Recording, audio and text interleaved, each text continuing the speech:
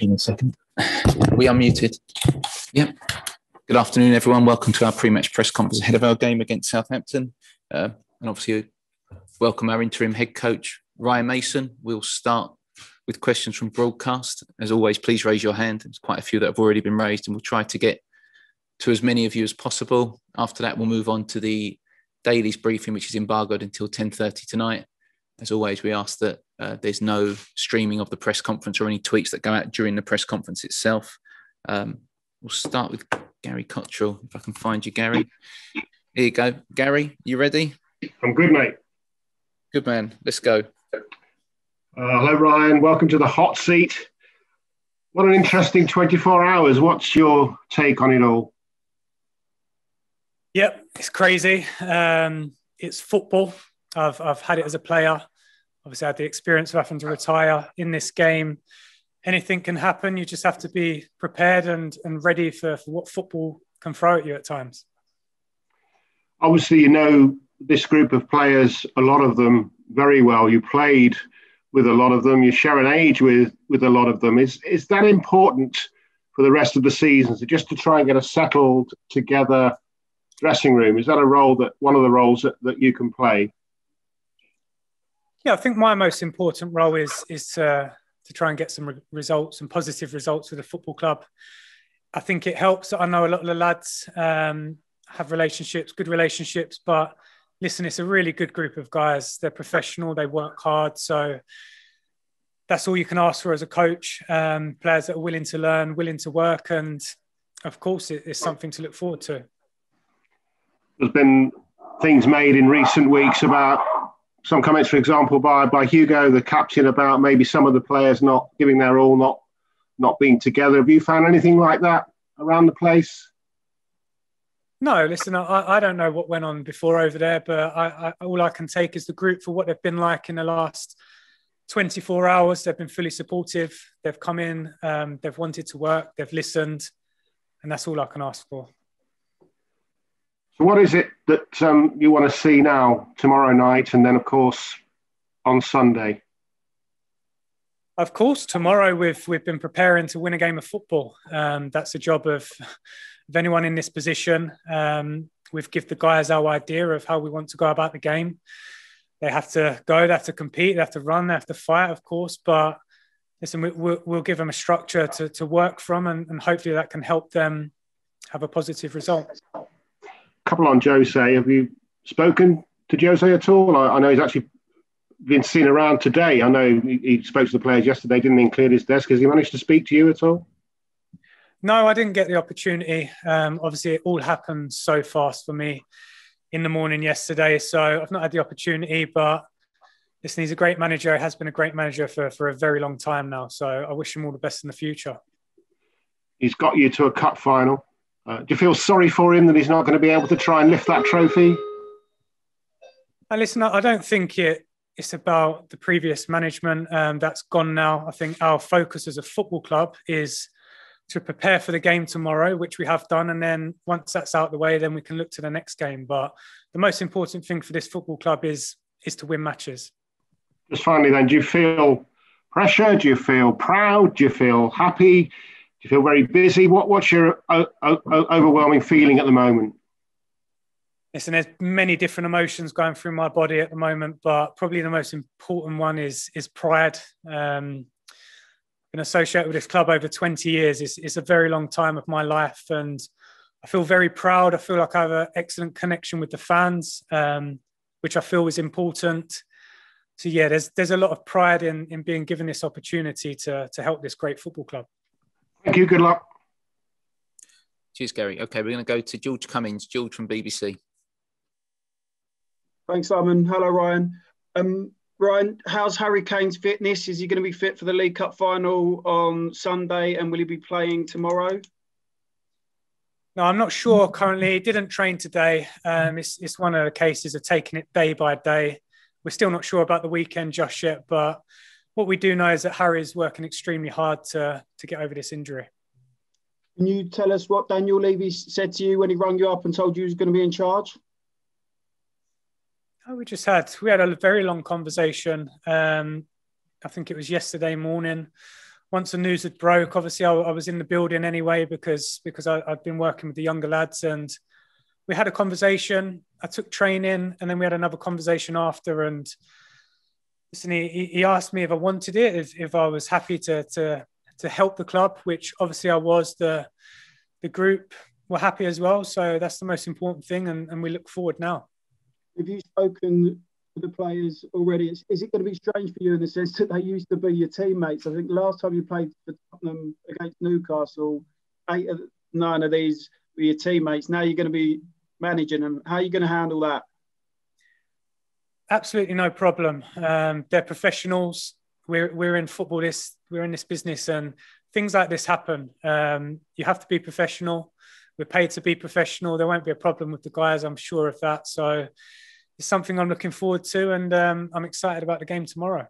And just one last one from me. Have you spoken to Maurizio Pochettino? I know he had a big impact on your career, and as a former Tottenham manager, has he sent you a text message, or have you spoken to him over the last 48 hours? Yes, yeah, we exchanged a couple of messages, and a couple of the other coaching staff from his team as well. He's very busy, understandably, but we've always had a great relationship, and listen, he loves this club as well. So he wished me all the best, and I'm sure we'll be in contact in the future as well. Okay, thanks, George. We're going to go to Mandy now. Hi there, Ryan. I'm just wondering, you'll be the first manager under 30 to take charge of a Premier League game. How excited are you about that and the prospect of having 6 games and a cup final on the horizon as well? Yeah, I'll be honest, I didn't know that. It's not really in my thinking. The pride and the excitement comes from representing the football club, regardless of what age I am. Obviously, that's a cool thing. That's something to be very proud of. But yeah, the fact that I get the opportunity to help this football club in the next 7 matches is a great honour of mine. And what do you hope you can personally bring to that role?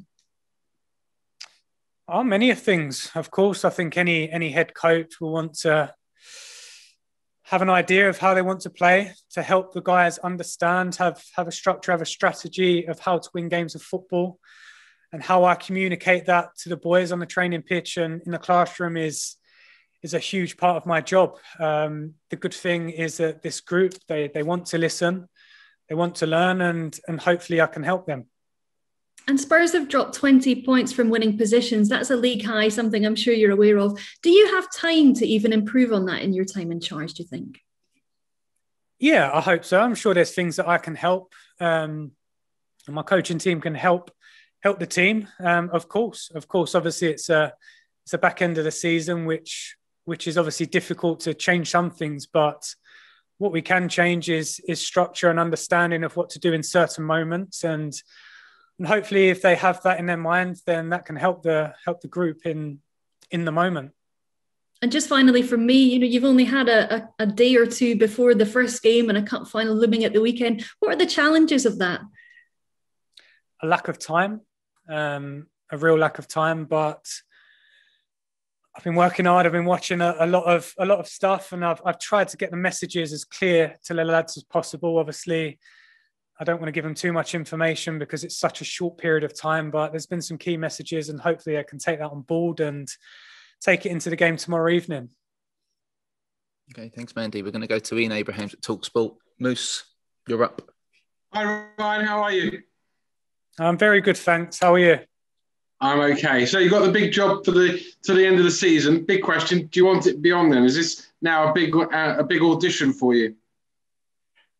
No, look, it's probably a bit of a cliche, but I only knew I was taking training yesterday. It's been the last thing on my mind. All my focus on at the moment is preparing for a game tomorrow. And then after that, it'll be preparing for the next one and so on. So at the moment, that's the last thing on my mind. I mean, it's been a bit of a slow news week, actually. So it's good to speak to you, actually. Thoughts on the European Super League as a man involved in football, not necessarily as the interim manager of Spurs? Look, as you can probably imagine, since I think maybe 10, 11 o'clock, I'm not sure what the time was yesterday, my mind has been consumed with so many other things.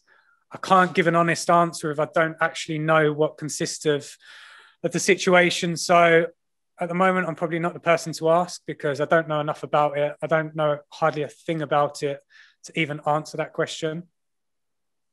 Spurs fans aren't happy. In fact, Spurs fans of football in general aren't happy. This is the last question on the European Super League. Do you understand why? Because of the fact that there's not the promotion and relegation that we have in football in England? Like I said, I need to know all the information before I answer a question on it. I don't know what fan reaction's been because my mind's been deep in a laptop or on the training pitch or trying to help the players in the classroom in the last 24 or so hours. So I don't know anything about the situation for me to even comment on fans, the football club, anything. So sorry, I can't answer that question. That's all right. Final one then. You've got a massive game tomorrow night because I presume you've still got ambitions of getting in the top four. But then Sunday is probably the biggest game Spurs have had in over a decade, a chance to win a trophy. I mean, it would be great if Ryan Mason could deliver that to the Tottenham fans, wouldn't it? Yeah, but I think the most important thing is the football club. It's Tottenham Hotspur. This isn't Ryan Mason. This isn't about me. My ego is all I care about is this football club. And the fact I've been trusted with leading the team out is a great honour of mine. But Tottenham Hotspur Football Club is the most important thing in the next 24 hours, in the next week, and until the end of the season and for the future. So that's the most important thing is the football club. Okay, thanks, Moose. We're going to go to Chris Slegg. Chris. Hi, Ryan. Fans of Tottenham, football fans in general, are very unhappy about the ESL proposals. What's the feeling like around the club? Do you think the owners of the club would even be aware of that kind of backlash? And if they are aware, do they care? Or are they just so far detached in this modern football world? I think, as you can probably imagine, not just me, but everyone involved in this football club in the last 24 hours, the priority has been internally what's been going on to sort everything out here. So I don't know about fan reactions. I don't know about anything. I really don't. I've not watched any news.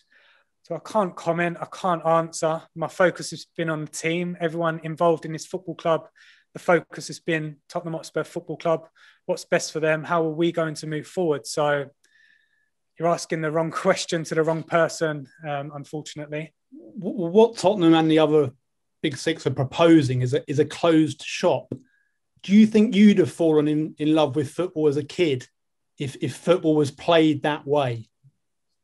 Chris, I'm sorry. I think, like Ryan has said, he has obviously made clear that he hasn't been able to take this in, and appreciate you're trying to outline some of the proposals to him, but I do think he would like to read up on it himself. There's no proposals. It's fine, very obvious. Fine.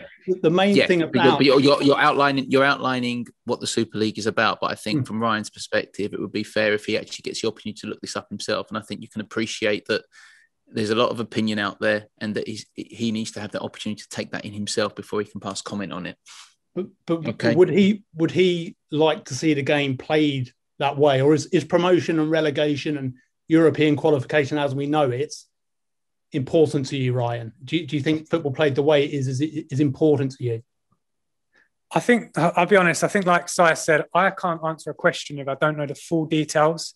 So you're saying a couple of little points, but I'm not going to answer a question until I've sat there, I've read about it, I've learned, I've understood what the outline is, every single detail, because that would be wrong of me to answer a question that I don't know anything about. Okay, Chris, thank you. We're going to move on to Jonathan Veal. John. Hi, Ryan. Congratulations on getting the job. Can you just sort of explain what sort of a fairy tale it's been for you? You know, you joined Spurs as an 8-year-old. You played in the Carabao Cup final 6 years ago, and now you're going to be leading them out. Can you sort of just explain what this means to you? Yeah, I think it's no secret that I love this football club. To spend 20 years of my 29 years involved with this football club, it's in my heart, it's in my blood. Of course it is. I've always felt a massive connection with the fans of the club. I've always had a great connection with anyone who works in the club, and that's important. I've always felt loved, and one thing I can guarantee is that I'll give my all in the next 7 games to prepare this group of players to win football matches. And the pride I feel is amazing. It's one of those where I probably won't be able to take it fully in until the season's done. But of course, at the moment, I feel immense pride. Cool. And you said that you're not sure whether Harry Kane's going to be fit for the next couple of games. Can you sort of give us a clue of the extent of his injury? I think he was scanned at the weekend. Is the ligament damage or what? I think with any injury, you just take it day by day. Harry is a professional; will be doing all he can to get fit as soon as possible. It's one of those. There's no time scale on it, but hopefully Harry won't be out for too long. Thanks, John. Okay, Jerry Cox.